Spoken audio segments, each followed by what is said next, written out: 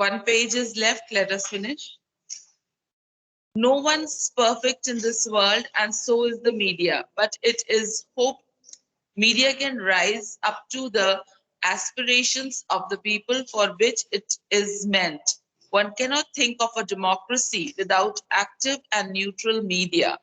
Media is like a watchdog in a democracy that keeps government active. From being just an informer, it has become an integral part of our daily lives. With the passage of time, it has become a more matured and a more responsible entity. The present media revolution has helped people in making informed decisions, and this has led to the beginning of a new era in a democracy. So now, with the media acting as a guard to democracy, it keeps a check on the working of various parties, and it keeps a check on the government that it should not do anything which is not for the good of the common man. So once the media is being impartial, once the media looks after the working, it is just not a means, but it has turned into an integral part to keep a check on democracy, without which the governments would have rested or would have not taken account of the common people in that extent. So media has evolved a lot in bringing about, transparency in the working of the government. Whatever policies are done, media informs the common man about the working of the government. Now, in this case, they have to be very impartial, they have to be unbiased, they should not side with any particular political party, but should be fair enough to give the accurate kind of news so that they can do well. Okay? Media ethics and accountability. Please underline ethics and accountability. Now, ethics, as the word tells you, those etiquettes which are necessary while you are doing anything. Now, supposing there was a wedding recently of Katrina and Vicky.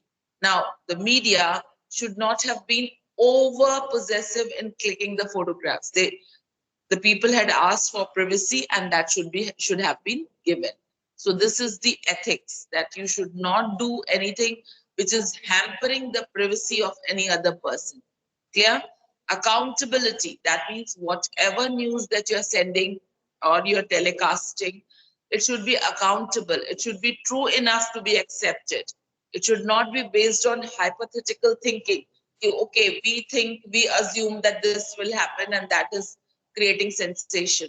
It should be clear and based on honesty. So let us read it. Media ethics is the subdivision of applied ethics dealing with the specific ethical principles and standards of media, including broadcast media, film, theater, arts, print media, and the internet. That means you cannot show and do anything that you wish to. It has to have certain decorum.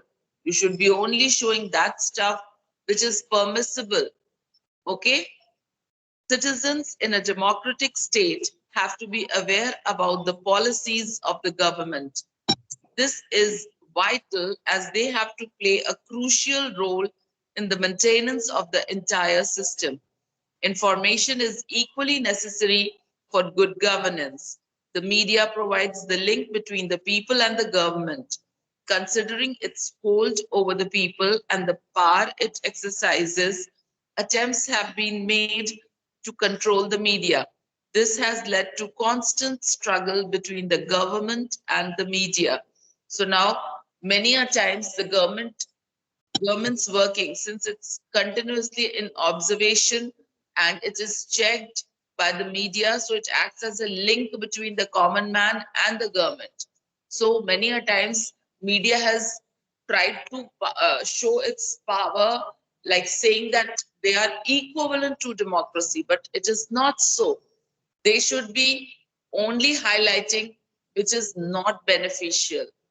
At the same time, they should be highlighting what is good and common for the welfare of the people.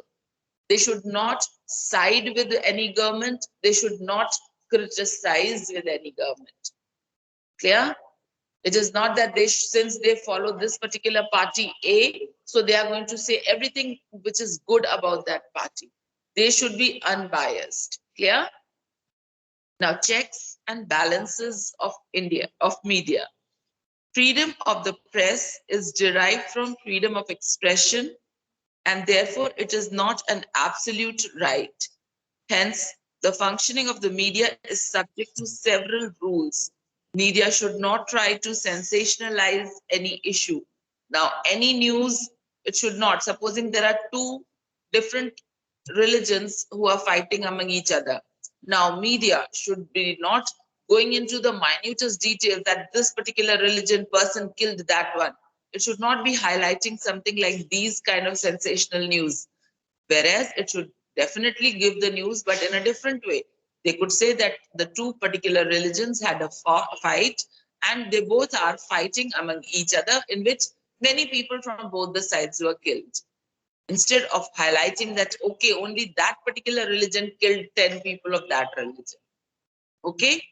So it is the work that it should not sensationalize any particular news. Okay? It must provoke thought, though it should be such that the thoughts should be provoked. Many laws have been passed for the purpose. Thus, all newspapers and periodicals have to be registered with the Registrar of Newspapers in India. Newspapers cannot print and publish anything that is offensive or which prompts people to act in a violent or unlawful way. Anything which is, provoking, which is making people get into a fight, all that kind of news should be avoided. And then there's a Registrar of Newspaper of India where proper registration is done. Only then you can have your newspaper established. Okay? The electronic media too operates in accordance with the broadcasting code. Please underline broadcasting code. That means the electronic media also has to follow certain norms of broadcasting. They cannot broadcast any and everything. Clear? Any vulgarity, any abusive language, all these things are to be avoided. The purpose is to present information in an unbiased manner. The attempt is also to promote education, culture, encourage good citizenship among the youth through special programs, and to strengthen communal harmony, religious tolerance, and international understanding. So please underline these few keywords. The media should work and strengthen the fields such as communal harmony. That means there should be harmony amongst the community members.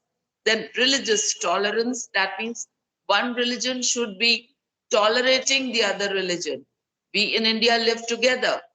We don't have demarcations. In this particular society, in this area, only the Hindus will live. In this area, only the Muslims will live. We are living together. So we have to be tolerant about the working of each other. Then the next thing they tell you is international understanding. We should also be having international understanding. What that particular country is facing, what problems are of the other countries, how are they dealing, what is their population status, what is their pollution status. Everything should also be known to us internationally as well. Clear? And who brings it to us? The media.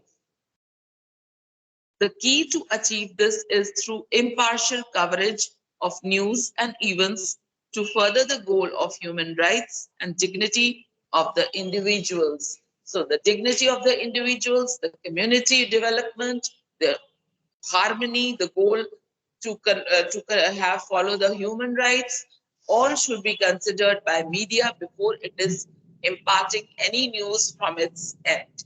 Is this much clear? With this, we come to an end of the chapter. We will, in our next class, or maybe I'll give you a proper question answers video in which you will be doing those